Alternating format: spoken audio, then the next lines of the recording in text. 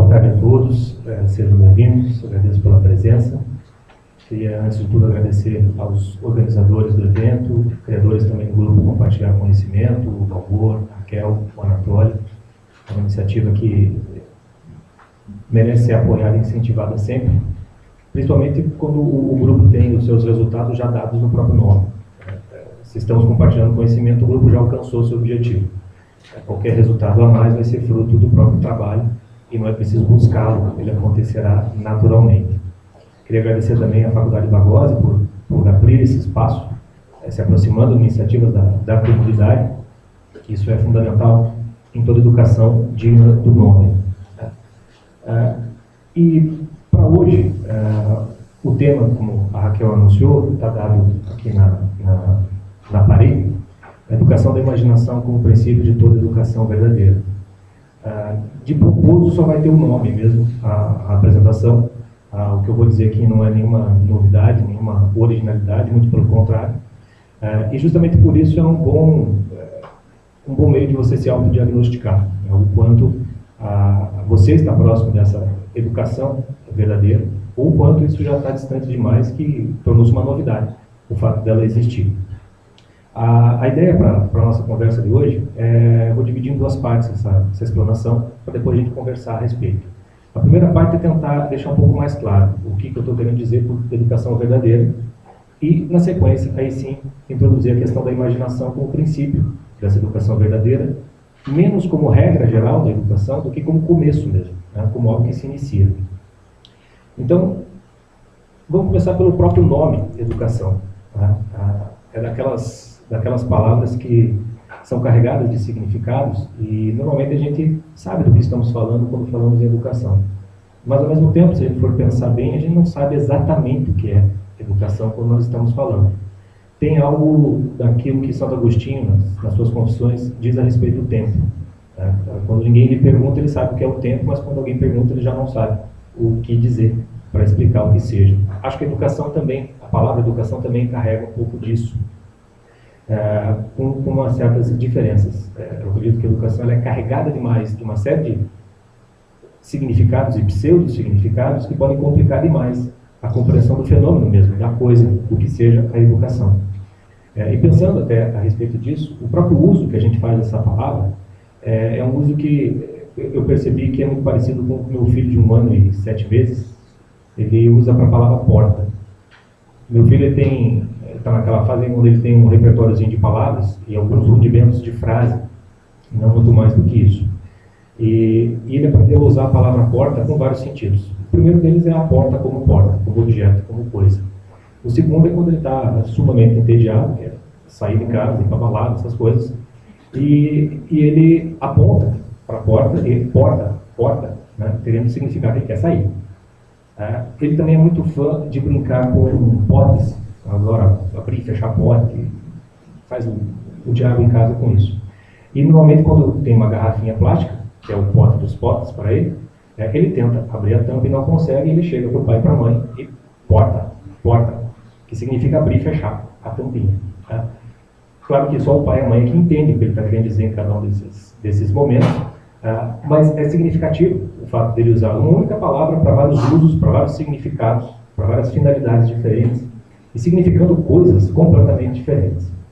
Eu acho que a palavra educação é usada assim hoje em dia. Tem vários usos possíveis para essa palavra. Nós, quando usamos, talvez estejamos conscientes do uso que estamos usando, mas não sabemos o que a pessoa que está nos ouvindo está entendendo por isso. Por isso a minha ideia, para começar a falar de educação verdadeira, é fazer uma espécie de um experimento filosófico. Vamos tentar voltar para a experiência nossa mesmo, nosso fundo comum de experiências com essa palavra educação e com o fenômeno mesmo da educação, para a gente ter um meio em comum do qual começar a falar. Mas para isso eu não vou falar de educação com relação ao conteúdo, o mérito. Não me interessa aqui se a educação é brasileira, comunista, islâmica, cristã, liberal, tanto me faz. Eu vou descarnar a educação de todos esses conteúdos para ele ficar com uma espécie de esqueleto, no qual toda e qualquer educação, seja lá do que for, vai ter que passar por essa mesma estrutura, ou vai ter que ter essa mesma estrutura, se quiser ser conhecida e reconhecida como educação.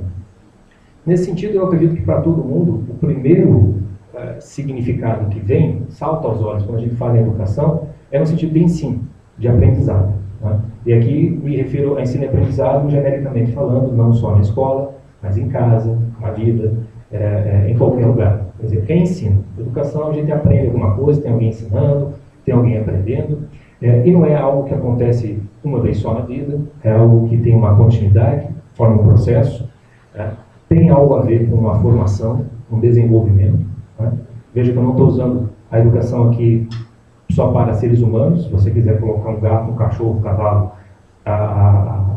vale a mesma coisa, continua sendo um processo de ensino continuado. E esse é o primeiro elemento que toda qualquer educação vai precisar ter. Enquanto coisa, enquanto um substantivo, um fenômeno, você vai consultar em qualquer dicionário, vai dizer que educação é uma ação. Tá? E é uma ação continuada, que forma um processo de formação, desenvolvimento, etc. Esse é o primeiro esqueleto, né? A coluna vertebral. Ela é uma ação continuada. Se é uma ação continuada, ela começa em algum momento. Em que momento começa a educação propriamente dita? Se a gente já vai direto pensar em escola, né, já vai demonstrando o quanto a gente está vinculando a palavra educação ao ensino escolar. O ensino escolar certamente faz parte da educação, mas não pode ser o todo dela. Se nós saímos da escola e vamos para casa, onde a criança vive, nasce, você vai vendo que, se for olhar bem, até na hora que a criança sai da barriga, já tem educação acontecendo. Porque ou o desespero faz a criança puxar o ar, ou então o próprio médico dá uns tapas para que ela aprenda a respirar. Ela não nasce já sabendo como fazer. Ela já sofre para respirar. Para aprender a andar, para aprender a falar, é a mesma coisa. Vocês vejam que tudo isso já é educação, de modo eminente. Tá? A criança começa aprendendo a se dominar, a conhecer o seu próprio corpo e aí dominando, tomando um domínio de si mesmo. Por isso mesmo, a educação se começa já desde que a gente nasce, efetivamente falando, já podemos dizer que ela é uma necessidade humana para todos. Tá? Não é aquela propaganda do governo federal que educação para todos, você voltar na escola, acabar com analfabetismo, etc. e tal. Não é nesse sentido. Educação é algo que todo mundo passa, em maior ou menor medida, e existe um núcleo comum que todo mundo tem. Tá? Acredito que todo mundo aqui subiu as escadas andando, né? Ou chegou aqui de alguma maneira conversando com as pessoas, portanto todo mundo aprendeu a falar e a andar, salvo exceções. Quando nós percebemos esse início da educação, você já vê que ela é autoconhecimento na base. Tá? O que a criança faz quando ela aprende a andar ou aprende a falar é tomar conhecimento de si mesma, no final das contas, que ela tem duas pernas, ela emite sons, né? Pela observação e comparação com as pessoas em volta dela, ela percebe que aquilo pode ser usado para algumas finalidades. Isso já é se conhecer. Então, tendo essa parte básica, que ela é uma necessidade para todos, ela envolve, num princípio, um autoconhecimento, um processo de tomada de domínio de si mesmo, e ela é uma ação continuada, que forma um processo que vai se desenvolvendo ao longo do tempo. A gente já pode mais ou menos estruturar a educação como algo que nasce do sujeito. Ele precisa se conhecer e vai se formando, vai se desenvolvendo ao longo do tempo. Veja que a gente não precisa fazer referência ao conteúdo do que está sendo educado. Algumas coisas eu estou usando como exemplos porque, seja você um comunista islâmico, japonês ou brasileiro, você vai aprendendo a falar em algum momento. Se nós vamos seguindo nesse mapeamento da estrutura e do esqueleto da educação, a pergunta seguinte que surge, só um instantinho, a pergunta que surge é: quando é que acaba então? Qual é a finalidade dessa educação, efetivamente falando? Se nós temos já o autoconhecimento como na base, seria possível a gente colocar então que se conhecer é o cume da educação, né? Você poder dizer, eu me conheço. Tá? Mas se você coloca isso como sendo o cume da sua educação, você vai ser extremamente limitado. Tá? Porque você vai, nesse processo de autoconhecimento, você vai percebendo como a criança, que ela está aprendendo a falar não para ela mesma, mas para se comunicar com os outros e com o mundo. Existe um componente de conhecimento, então, que sai de você e vai para o mundo. Você conhece o que está fora de você.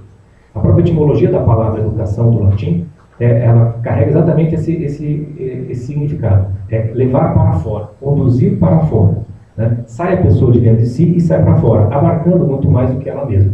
Nesse sentido, você se conhecer minimamente falando, é uma etapa apenas dessa educação e não a finalidade última dela. Tem algo para além disso, efetivamente. O que?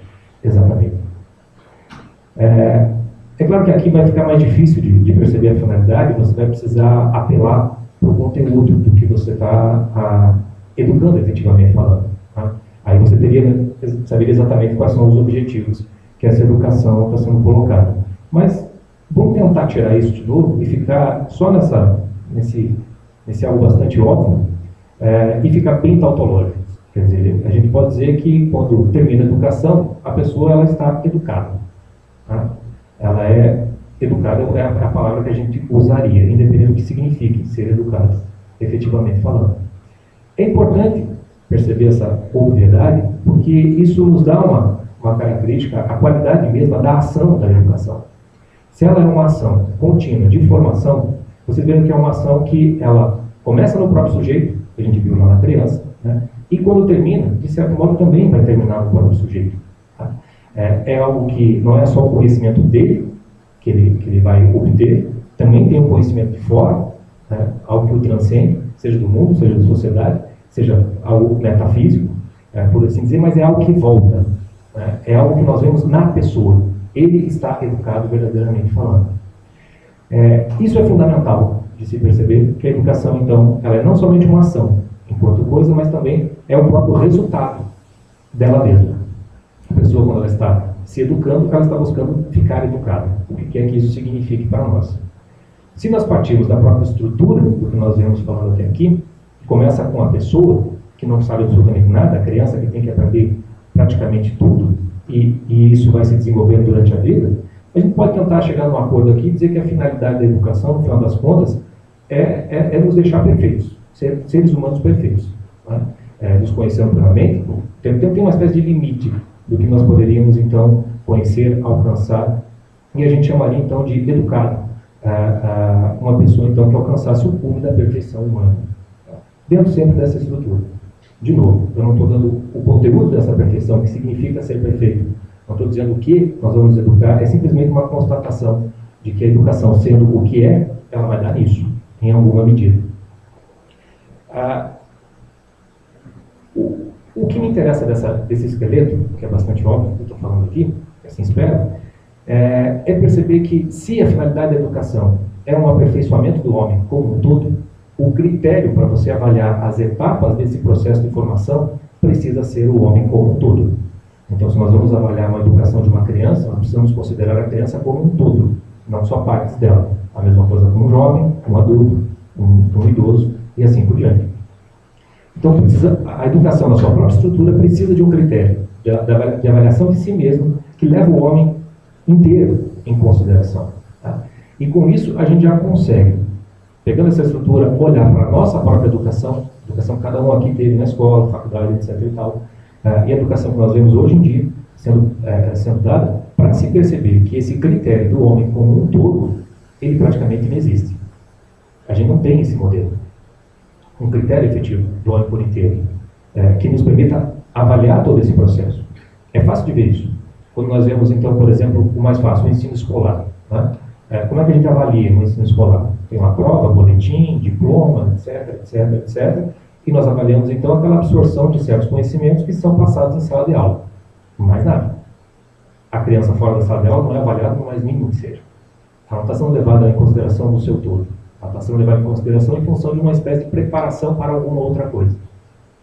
Então, nós não temos critério de educação para isso, para avaliar a pessoa educada na escola, na faculdade, etc. Tanto que, se você chegou no topo, né, da formação acadêmica, pós-doutor, no que quer que seja, né, ninguém vai dizer para você, puxa, esse cara é educado. Não diz isso. Esse cara é culto, esse cara é especialista, é um erudito, é intelectual, é um doutor. A gente usa uma série de palavras, mas educado, ninguém usa. Um outro aspecto que a gente costuma usar como educação e que é muito forte nas escolas hoje em dia é a tal daquela formação do cidadão. Né? Formar as crianças para serem bons cidadãos, o que é que isso significa hoje. Hoje a gente sabe que ensina a criança a botar camisinha em banana, abraçar a árvore, esse tipo de coisa. Mas pouco importa, ainda que fosse alguma coisa decente, o critério do cidadão, você vê que o cidadão é um dos papéis que a pessoa exerce na sua vida, não é o todo. Tá? Você pode ser um bom cidadão, pagar seus impostos, ser cumpridor das leis, etc. e ser um público. E a gente não vai dizer que você é um sujeito bem educado. E, aliás, como a gente não diz, efetivamente falando. Se nós olharmos para esses dois aspectos do que mais ou menos nós conhecemos por educação hoje, você vê que a gente não tem critério mesmo para avaliar um homem por inteiro. E é interessante até a gente notar que em que momento a gente se refere às pessoas como sendo bem educadas. Eu não sei se a experiência de vocês é a mesma que a minha, mas para mim só me refiro a alguém como bem educado quando é criança. Né? No sentido de que tem boas maneiras, que é bem comportadinho, uma coisa bucha, educadinho, menino e tal. Tá? É só quando é criança. Depois, essa referência ao sujeito educado meio que desaparece, porque a gente não tem critério para saber o que seja isso. E é interessante você olhar para a criança e perceber, quando ela é bem educadinha, você percebe que o critério do comportamento, ele denota a criança como um todo. É óbvio que boas maneiras e bom comportamento são insuficientes para um homem educado, mas para uma criança, é o todo, de algum modo. O Chesterton costumava dizer que decoração, objetos de decoração, nunca são feitos para embelezar coisas feias, mas apenas coisas adoráveis. E uma criança bem educada é isso, é uma criança adorável, por assim dizer. Dificilmente uma criança consegue fingir boas maneiras, consegue se fingir de bem educadinho. Tá? E por isso mesmo que nos chama a atenção, por isso mesmo que a gente tem isso como um valor, né? Como a gente consegue avaliar que essa criança está sendo bem educada. Aparece na pessoa da criança. É claro que isso pode ser perfeitamente falsificado depois que você cresce. Tá? Senão não existiria estelionatário, que é o sujeito que tem que ter boas maneiras, ser um expert disso. É perfeitamente possível fingir boas maneiras, ser um cara bacana, um cara legal, e você está enganando todo mundo, escondendo algo de horrível. Mas quando é criança isso é muito difícil. E percebe que passamos dessa fase da criança, a gente já não tem mais critérios para se referir às pessoas como educadas ou mal educadas. O que sobra você pergunta de alguém, não, fulano é médico, fulano é doutor em engenharia, fulano é um bom cidadão, ele contribui para a esperança. Sobra isso para a gente avaliar a educação das pessoas. E quando nós não temos esse critério, independentemente de qual ele seja, a qualidade desse critério de nome, porque a gente tem uma desorientação total. Se nós estamos aperfeiçoando o homem e nós não temos critério para avaliar o quanto nós o estamos aperfeiçoando, significa que a gente não sabe o que está fazendo. Né? A nossa noção de humanidade, de sermos homens, mulheres, ela está perdida. Os modelos que nos sobram serão aqueles modelos que de algum modo vão ganhar algum tipo de celebração, principalmente midiática ou qualquer coisa que o valha. Para você ter uma noção do quanto esse estado de coisas ele é desalentador e é desorientador, a gente pode, eu trouxe 2 artigos na nossa Lei de Diretrizes e Bases de Educação, só para dar como exemplo. Não se preocupe, é só 2 artigos, não vou entrar nessa não. Porque se trata de uma lei de diretrizes e bases. É uma lei que pretende, então, dar uma base para a educação como um todo, né? E diretrizes de como isso deve ser ensinado, por assim dizer. E a gente sabe que no Brasil as crianças são obrigadas a ir para a escola. Né? A educação é dever da família e da escola, desde que todo mundo tem que ser matriculado na escola. Portanto, essa lei, ela de algum modo reflete o que nós próprios, como povo, pensamos da educação. Né? É um equívoco acreditar que as leis, quando elas são bem feitas ou mal feitas, que existe uma manipulação o tempo todo. Né? Não se consegue manipular tão facilmente assim. Os representantes que chegam lá em cima, de algum modo, eles são um exemplo do tipo de gente que nós somos. Né? E quando as leis saem do jeito que saem, aquilo é um reflexo da nossa própria educação. E quando a gente vê que a nossa própria lei de educação não tem referencial do homem como um todo, aquilo é um sintoma de que nós estamos já há décadas sem critério. Né? E a sensação de desorientação, que é bastante comum, essa sensação de falta de vazio da vida, o tédio, a necessidade de você buscar algum tipo de alívio para a existência, é fruto de um problema de educação mesmo. Então, eu vou pedir para a Raquel passar para o próximo. Essa é a Lei 9.394, de 20 de dezembro de 1996. O artigo 1º, veja que beleza. A educação abrange os processos formativos que se desenvolvem na vida familiar, na convivência humana, no trabalho, nas instituições de ensino e pesquisa, nos movimentos sociais e organizações da sociedade civil e nas manifestações culturais. Esse é o artigo 1º. De algum modo, está tentando se dar uma definição, uma espécie de conceito. Vocês percebem que, por ser um processo formativo, faz parte da estrutura mesmo, que é uma educação, se desenvolve na vida como um todo, né, e tudo mais. Mas veja que curioso, né? Processo formativo do quê? Se você voltar ao processo formativo do gato, do câncer, cabe, né? É claro que a gente sabe que se trata de gente, de seres humanos, é óbvio, né? Mas até no futebol a regra é clara, por que não seria muito mais numa circunstância como essa? É revelador, é sintomático que não se coloque processo formativo do que exatamente? Porque a gente não sabe o que a gente está formando, na verdade. Pode ser até o tal do ato falho freudiano, qualquer coisa que o valha. O fato é que uma lei que começa desse modo, em qualquer outro tempo da história, seria rasgada e jogada fora. Mas assim, não. Isso aí não dá para passar no primeiro semestre do curso de Direito. Processo formativo do quê? Não sabemos. Para a gente entender um outro problema, porque é um processo formativo que, beleza, se desenvolve tudo isso. E termina do quê? O que acontece no fim do processo formativo? Não está dado no artigo. Para você descobrir, você precisa ir para o 2º artigo, na parte final, pedir para a Raquel passar, onde você vê então que a educação, dever da família e do Estado, maravilha, inspirado nos princípios de liberdade, mentira, que a criança é obrigada a ir para a escola, e nos ideais de solidariedade humana, tem por finalidade um pleno desenvolvimento do educando, seu preparo para o exercício da cidadania e sua qualificação para o trabalho. Então, aparece a finalidade no finalzinho. Então, todo aquele processo formativo visa pleno desenvolvimento, preparo para a cidadania e qualificação para o trabalho. Pode passar para o próximo, Raquel, que eu juntei as duas coisas, só para ficar mais claro, então, que nós podemos chegar perto de uma espécie de definição da nossa lei. Agora, algo que me chama a atenção é o fato do seguinte: você veja que o pleno desenvolvimento, são 3 finalidades, né? Pleno desenvolvimento, preparo para o exercício da cidadania e a qualificação para o trabalho, são colocados no mesmo pé, né? Como se fossem 3 coisas, objetivos distintos. Mas se você pegar pleno desenvolvimento do educando, não pressupõe, não engloba o preparo para a cidadania e a qualificação para o trabalho? Não faz parte do desenvolvimento do educando, essas coisas? É claro que faz.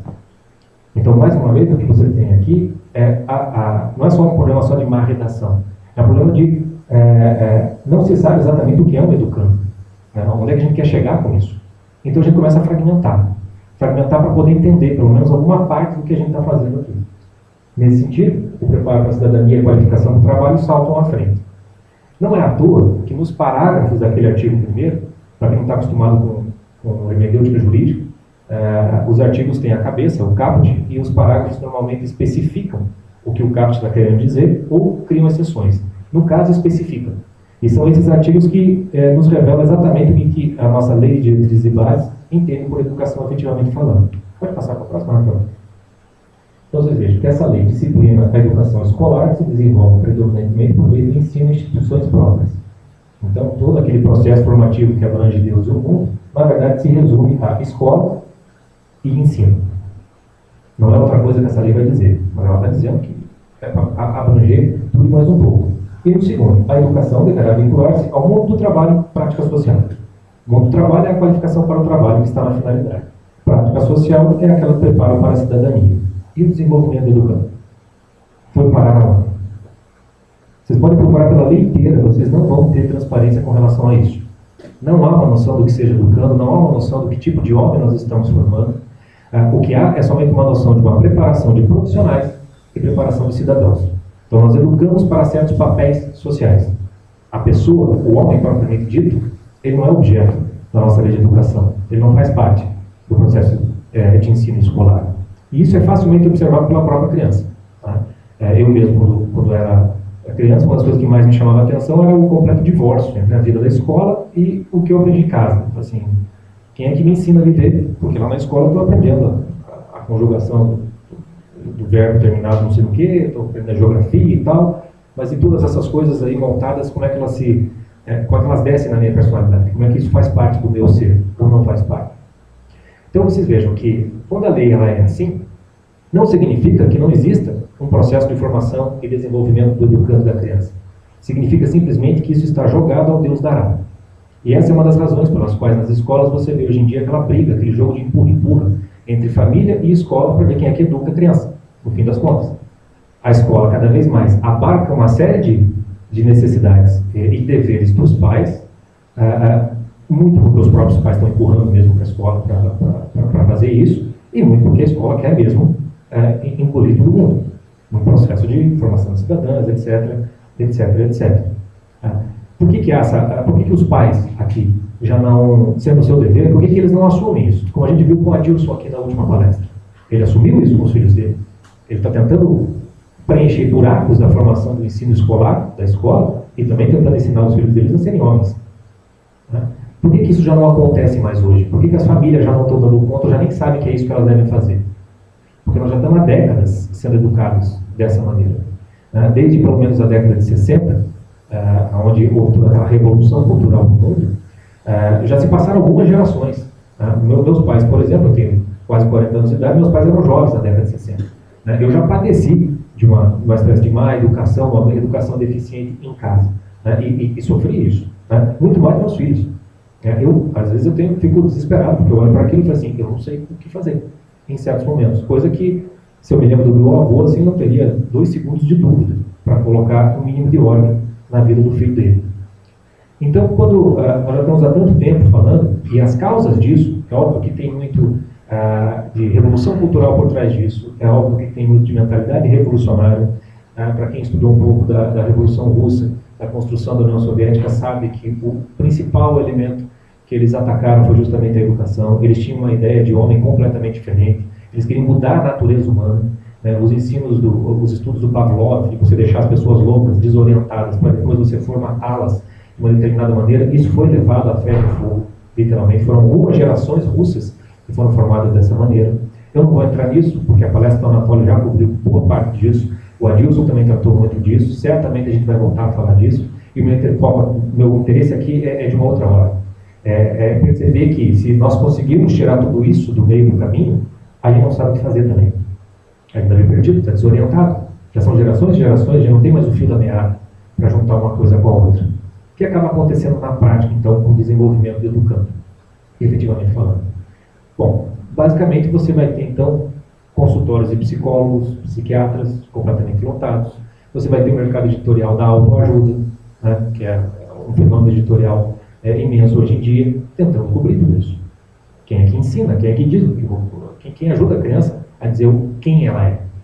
Porque os pais perguntam o que ela quer ser, no sentido de trabalho. Mas quem ela quer ser, ninguém sabe.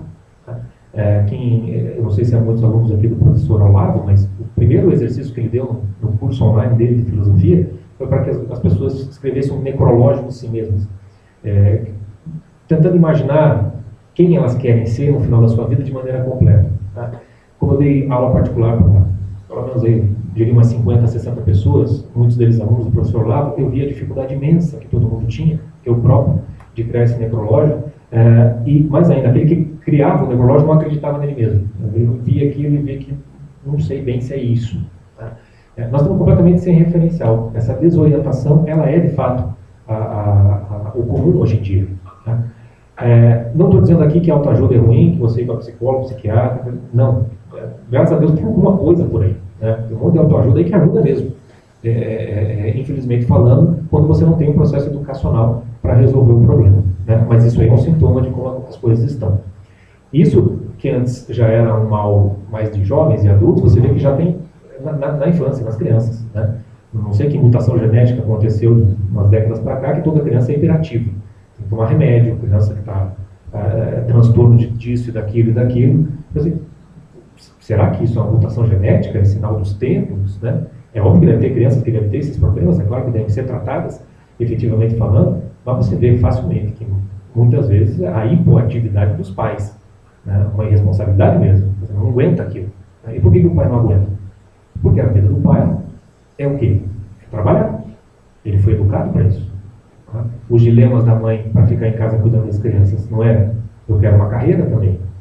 Por quê? Porque eu fui educado para trabalhar. Eu fui educado para ser uma profissional, para ter um desenvolvimento acadêmico. Não está errado querer ter essas coisas. O problema é que esse é o todo do horizonte. E os efeitos disso nas crianças hoje em dia são terríveis. Né? Hoje em dia, o que tem que ir tirando de 5, 6 anos de idade, mandando os pais, basta passear no shopping, para você ver que eles fazem o que querem naquilo tudo. E nós chegamos num ponto que não adianta ficar culpando os pais. Você tem que fazer isso, fazer aquilo, eles não sabem mais o que fazer. A desorientação é total. E quando chega nesse ponto, o que nós temos para resolver ou aliviar o problema? Nós temos a indústria do entretenimento e da fuga. Né? Acabei de falar do shopping center. Né? Não virou programa de lazer, sábado à tarde, domingo, de todas as famílias. É a compra, é o brinquedo, é o videogame, é o cinema, sempre com entretenimento, né? É o sair para comer fora, não se almoça mais, não se janta mais em casa, é a facilidade de acesso droga, álcool, a balada, tudo que distrai, tudo que alivia. E você passa a sua vida inteira assim com muita facilidade. Essa sensação, então, desse estado de coisas, que não é nada difícil de se perceber, isso é fruto da educação, ou melhor dizendo, da deseducação. A gente não sabe mais o que está fazendo com a educação. Não sabe mais o que é isso, né? Principalmente porque a gente não tem mais modelos de homens, efetivamente falando. Na semana, até preparando essa conversa aqui com vocês, o William, meu amigo, tá ali, ele me mandou um livrinho do Monsenhor Álvaro Negro Monte, um livro da década de 1961, que ele comentou, um livro para educar filhos. E no comecinho tinha algumas frasezinhas que fechavam perfeitamente bem isso que eu estava aqui falando, e eu trouxe para vocês só para fechar essa primeira parte. Por favor, Raquel. Então ele diz o seguinte: das mais graves falhas da educação atual é o desconhecimento dos fins. Agitam-se muitos, alguns até febrilmente, mas sem saber para quê. Querem educar, mas que é educar? Se perguntarmos aos pais o que vão fazer do filho, respondem-nos que médico, engenheiro ou advogado. Ninguém se lembra de fazer dele um homem, e homem é que nós somos. Tornamos-nos o que somos, disse Pinter. Então, tornar-nos homens é o essencial. Tudo mais é acréscimo, por importante que seja. Tem só mais uma frasezinha? Esta é a raiz dos males da atual educação. Psicologia, muita pesquisa, muito método, sem se saber para quê. E tanto fracasso. Os mais esforçados educadores decepcionados com os resultados de seus esforços. Sangrando o coração dos pais. Todos alarmados. E o nível humano baixando. É que está faltando o essencial. Essa percepção de que o nível humano vai baixando, isso é muito nítido. Né? Basta a gente ver, por exemplo, na música popular. A gente já chegou num ponto em que não é mais música. É alguma outra coisa. Se está faltando o essencial, se uma educação verdadeira, portanto, ela visa formar o homem por inteiro, nós precisamos de modelos. De homens verdadeiramente falando. Modelos de perfeição, por assim dizer, que nos dê critério para poder começar uma educação conosco mesmo, no fim das contas. Nós estamos falando de nós aqui, efetivamente falando. E uma das tentações que a gente tem é procurar alternativas naquilo que já deu certo. E é óbvio que a gente tem que fazer isso mesmo. Porque a gente teve coisa que deu certo porque existiu homens formados em algum momento da história. Né? Senão a gente não chegava aqui.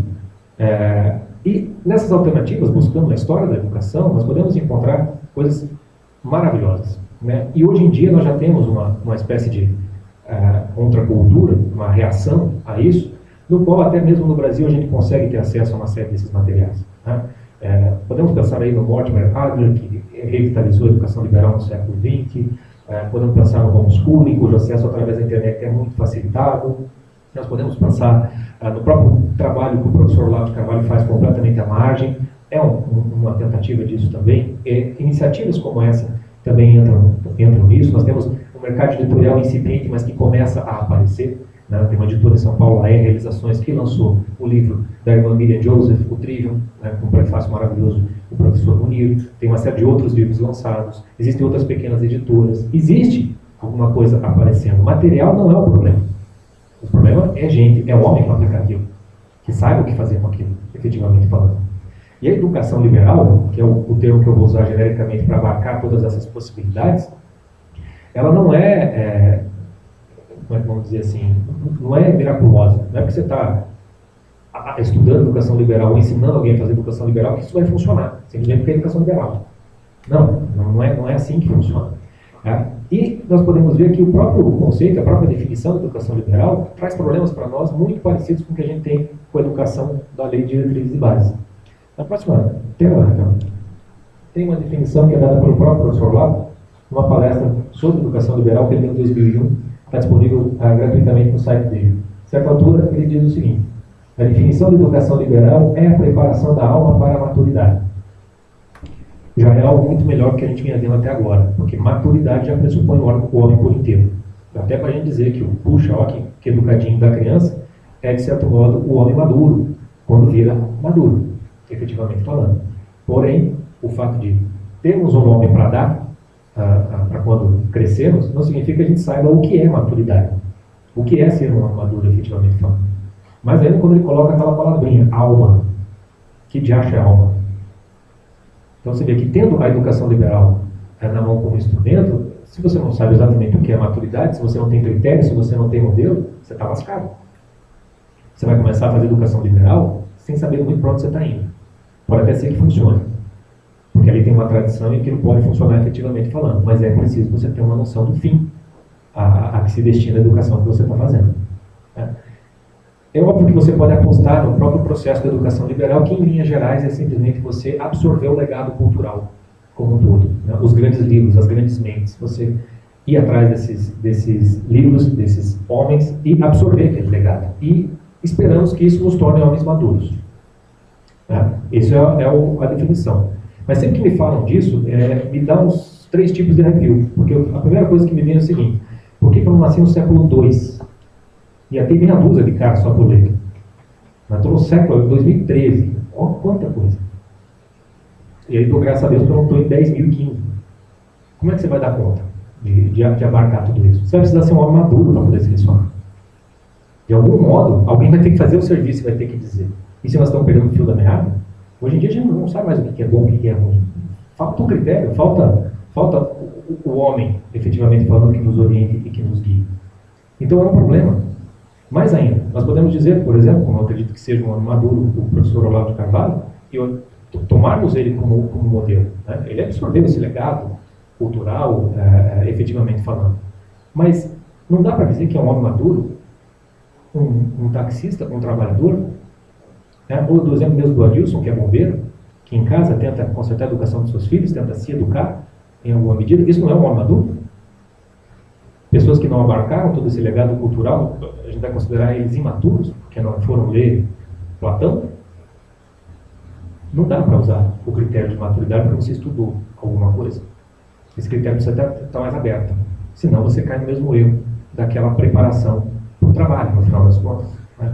Nós temos o critério de maturidade, é o intelectual, puro e simples. Nem todo mundo foi feito para ser intelectual. Aliás, eu acho que são poucos que foram. Pelo menos os que vale a pena a gente ouvir. Então você vê que a complicação da educação liberal pela falta de critério, pela falta de finalidade, ela pode nos causar sérios problemas e desestimular muito facilmente. Tá? O próprio professor Olavo, ele mesmo costuma dizer frequentemente que ele se achava, não sei se se acha ainda, mas se achava um fracasso pedagógico, porque em 20 anos de ensino nada ia. Está faltando o critério. Né? Ele próprio, como critério, não funcionava. Não porque ele não fosse amador nem nada, porque ele estava querendo fazer alguma outra coisa, efetivamente falando. No fim das contas, então, o que ele precisa é desse modelo, um mínimo de modelo. Né? Se não de perfeição, pelo menos um homem maduro, concretamente falando, que a gente saiba discernir a maturidade dele, não porque ele estudou muito, mas porque ele é um homem maduro. Tá? Na história humana, sempre houve tentativas de nós chegarmos ao homem universal. Tá? Na próxima imagem eu trouxe um desenho, que é do desenho do Leonardo da Vinci, 1490, que é o homem vitruviano, que é só para dar uma ideia. Né? Na época do Renascimento se tentava chegar a uma espécie de proporção ideal do ser humano, né? O humanismo, como se chamava. Em várias culturas se tentou chegar a homem universal, é um termo muito comum para os islãs, principalmente para quem estuda René Guénon, é muito referido a esse homem universal, que é uma espécie então de modelo, de critério, de guia para você estudar e se educar, efetivamente falando. Tá? Mas o fato é que até essa época do Renascimento tinha um modelo de pessoa, de homem completo, que guiava a educação, e não por acaso o cume da educação humana se deu na escolástica, efetivamente falando, porque ela vinha ali com alguns séculos, né, educando as pessoas em função de um critério único. Um critério que ele é tão critério e orientador que a própria contagem do tempo se deve em função dele. Nós estamos em 2013 depois de Cristo. Jesus Cristo é uma pessoa. Ele é um critério. Ele sempre foi um critério, até pelo menos a Idade Média, para todo ensino e toda educação. Obra universal, a gente pode juntar aqui, acolá e tudo mais, mas com a concretude que teve essa pessoa não existiu na história. E nesse ponto, se nós pegamos essa figura dessa pessoa de Jesus Cristo, como sendo, como diria o Roberto Carlos, esse cara é ele, quando você coloca ele como modelo, como centro, de certo modo, da educação, você vê que aquela famosa palavrinha bastante perigosa, revolução, ela põe de perna para baixo tudo que a gente entende por educação, efetivamente falando, e por todas das nossas finalidades. Essa finalidade de ser pós-doutor não sei do que, essa finalidade de ser um intelectual não sei das quantas, essa finalidade de tudo mais, tudo isso é parte, é pedaço, de algum modo. Vai ter pessoas que vão ter, essa é a sua vocação, efetivamente falando. Mas não é isso o pináculo da existência humana. Tá? A figura de Cristo vai ensinar outra coisa. Não outra coisa, mas muito mais do que isso, efetivamente falando. É claro que, nesse ponto, eu não vou avançar com relação à própria figura do Cristo. Não se trata aqui, eu não estou falando de educação religiosa, não é isso. Se trata, estou falando de modelo, efetivamente falando. O que eu vou fazer aqui é simplesmente orientar para a figura dele. Quer dizer, a partir desse momento, se você aceita que essa figura é suficiente para te orientar na sua própria educação, o teu primeiro passo é conhecer essa figura. Né? Todo mundo sabe, tem um livro chamado Bíblia, né? Não precisa ler tudo, tem só uns 4 livrinhos chamados Evangelho, você vai ver e conhece um pouco da história que contaram desse sujeito. Né? E você vai ver lá o que ele fez e por que razão que a gente conta o tempo em função dele até hoje. Né? E você vai se surpreender ali na leitura, você vai ver que ele não veio criar um curso de especialização em carpintaria. Em termos de cidadania, ele falou a César o que é de César, quer dizer, paga imposto, não enche o saco. Ele não veio fazer nada disso. Né? E é curioso você prestar atenção para as pessoas que aprenderam com ele, os seus discípulos ali. Né? Existiam 2 tipos de gente que aprendia com ele. Os discípulos que tinham contato direto e tinham um exemplo da figura dele, e tinham aqueles que não ouviam todo o tempo. E para esses ele usava das parábolas.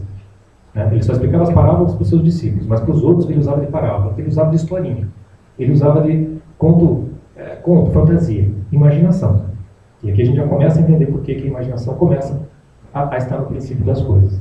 Mas uma passagem muito interessante, quando você vai conhecendo a vida de Cristo, é justamente quando os próprios discípulos começam com essa palhaçada de querer ser quem é maior. Tá? Tá aqui, o Cristo está aqui, mas eles perguntam, quem que é no reino, lá no reino, quem é o maior lá? Né? Não está bastando só aqui. O senhor está aqui, como é que vai ser? Veja que, de algum modo, essa pergunta é a pergunta que nós estamos fazendo aqui mesmo. Quer dizer, qual é o modelo de homem perfeito, de ideal? Quem é o maior mesmo, para que a gente possa assimilar nisso? Essa passagem é muito interessante para a resposta que Cristo dá.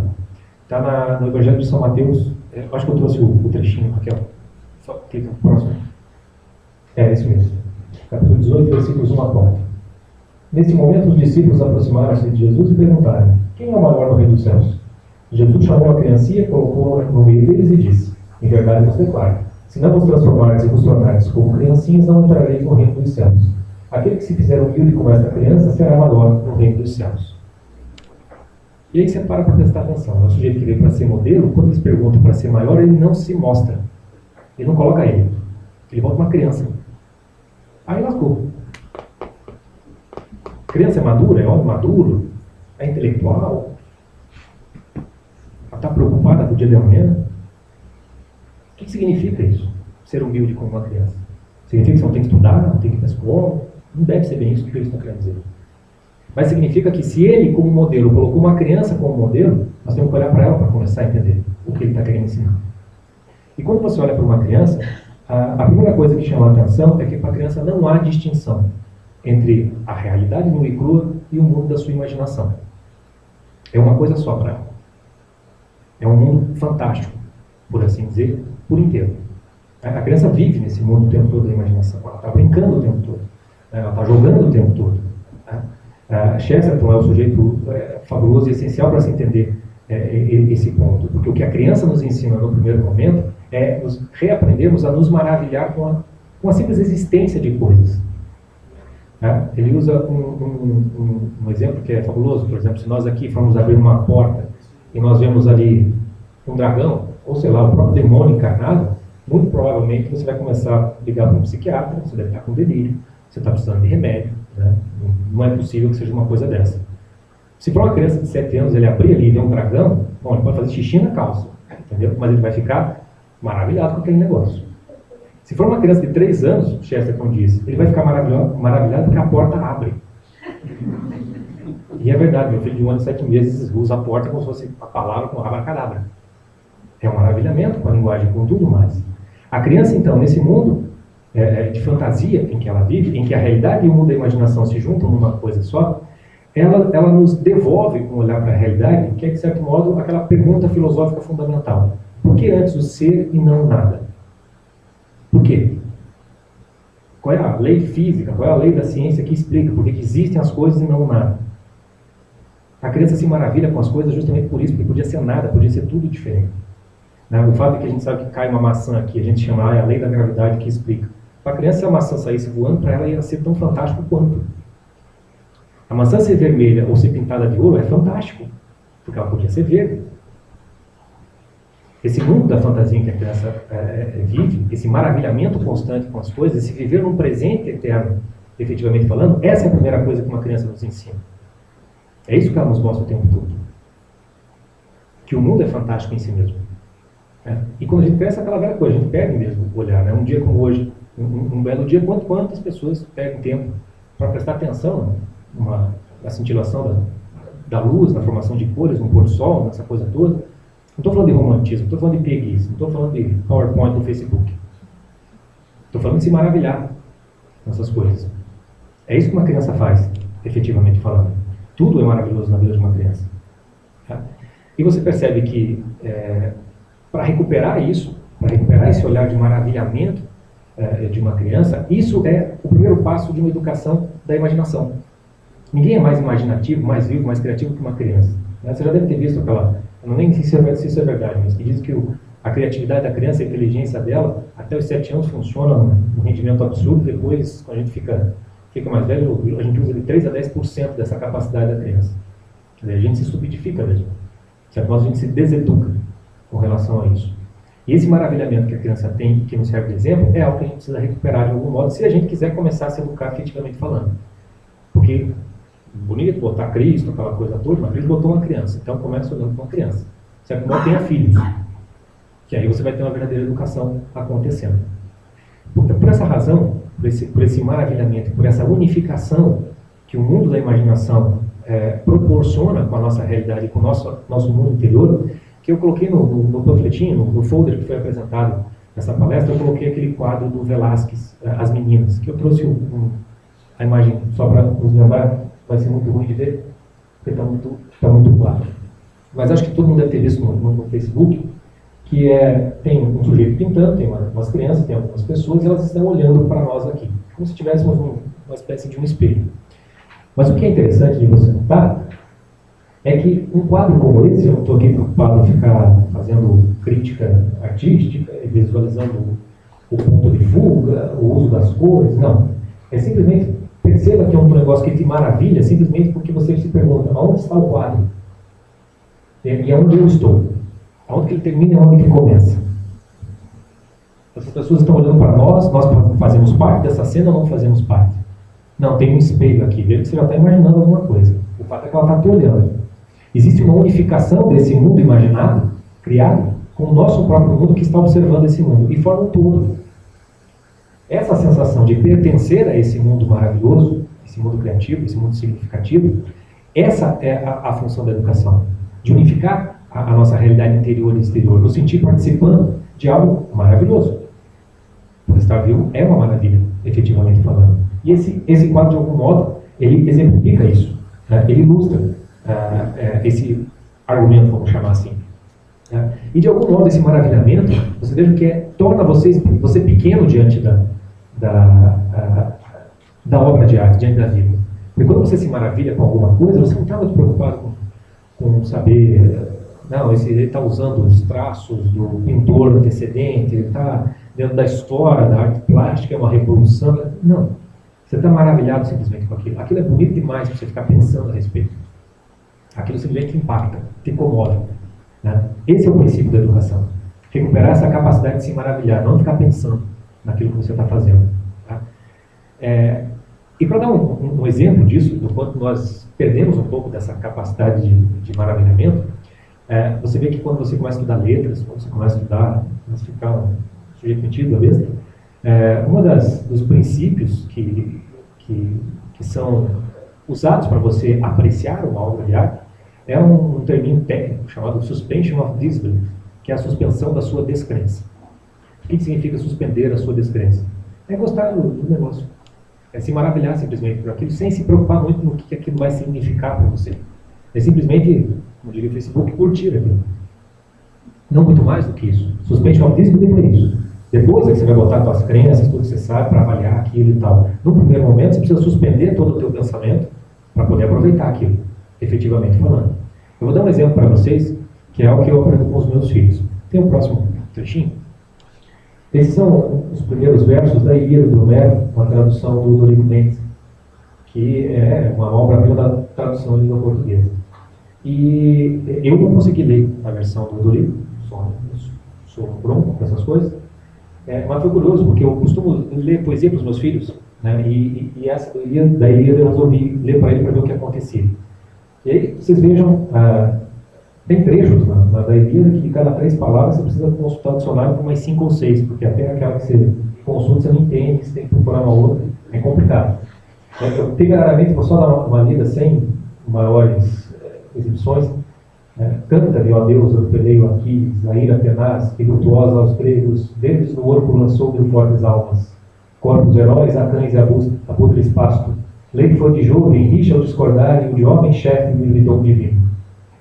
Quando eu li pela primeira vez, eu imediatamente li esse troço, parei já aqui, no primeiro ponto que aparece.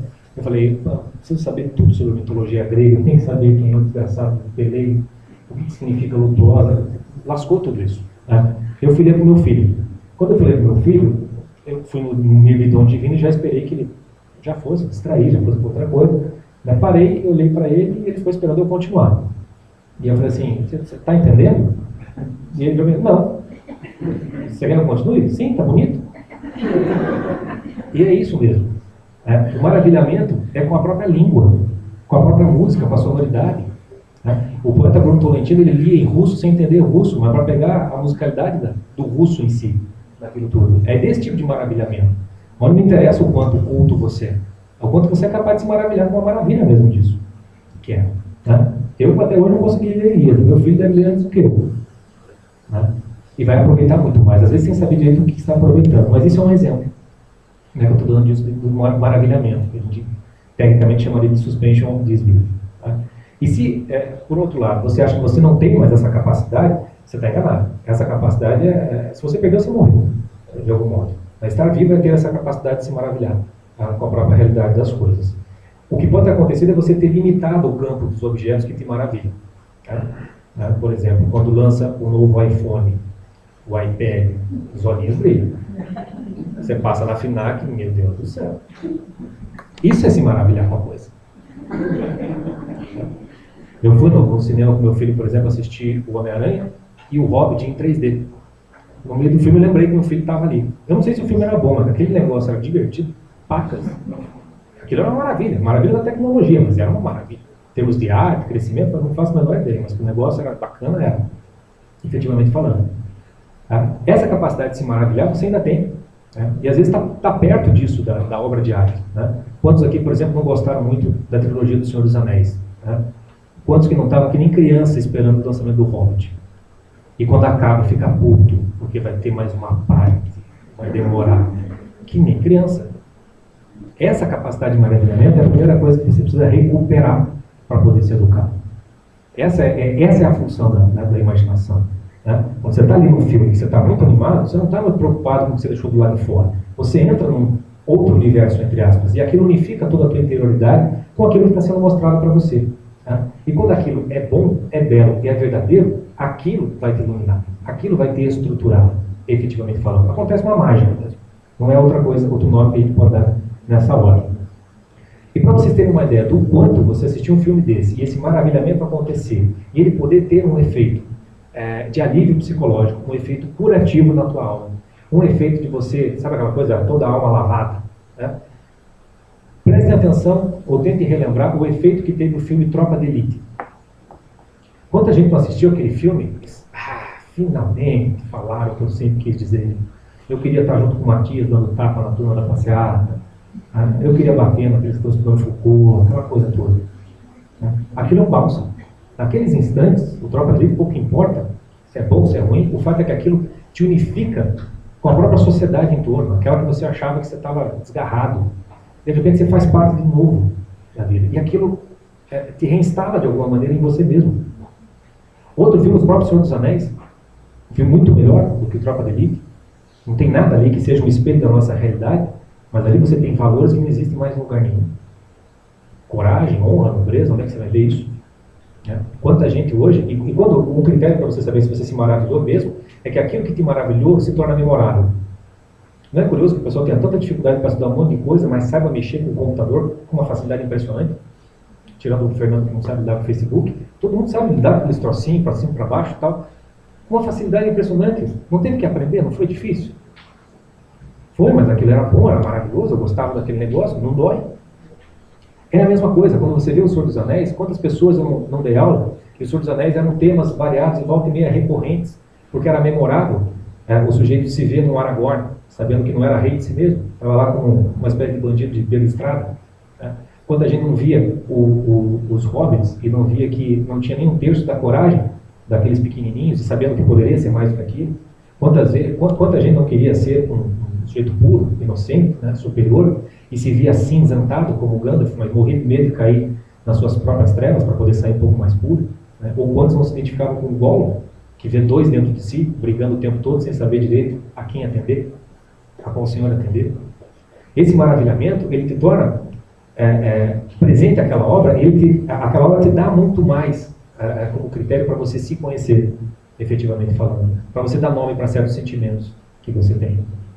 Essa é a função do maravilhamento. Ela te coloca na obra de arte e depois a coisa acontece suce. Não tem muito esforço quando a coisa acontece. Claro que vai ter obras mais difíceis, mas que vai precisar, mas no começo você tem que começar assim. Se não começar com a coisa sendo agradável, você não consegue efetivamente estudar.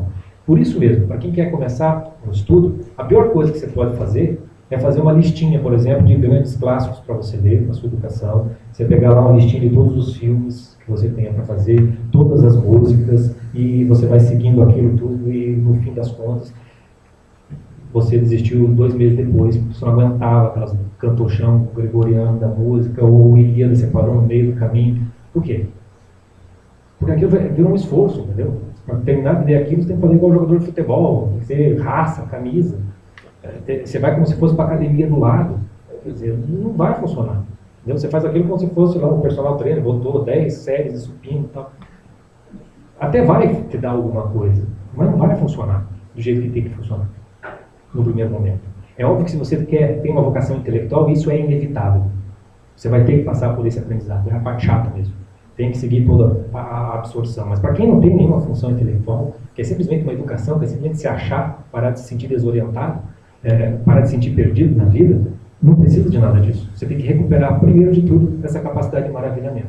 Por isso mesmo, o fato de termos clássicos ajuda imensamente a gente já ir procurar as melhores coisas, efetivamente falando. Mas o critério é se aquilo te comove, se aquilo te maravilha, efetivamente falando. Senão, a coisa não funciona.